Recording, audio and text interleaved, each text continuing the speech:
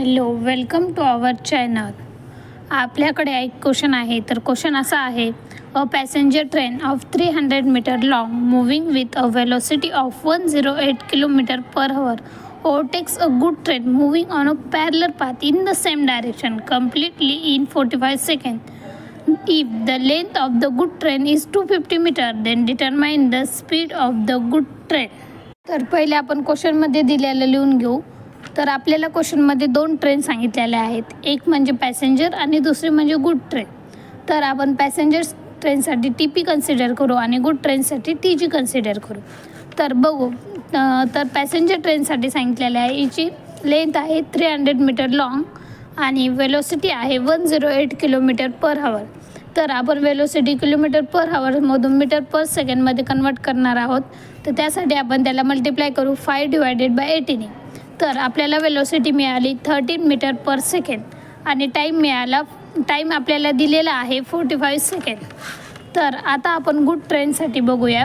तर गुड ट्रेनसाठी लेंथ दिलेली आहे 250 मीटर आणि वेलोसिटी आपल्याला फाइंड करायची आहे.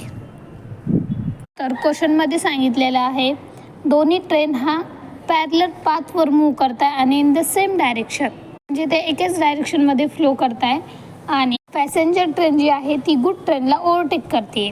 तर मग आपण त्यासाठी टोटल डिस्टन्स फाइंड करू.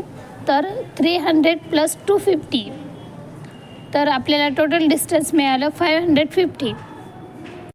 आपल्याला माहिती आहे velocity is equal to distance upon time. तर मग आपल्याला टोटल डिस्टन्स मिळालेला आहे 550.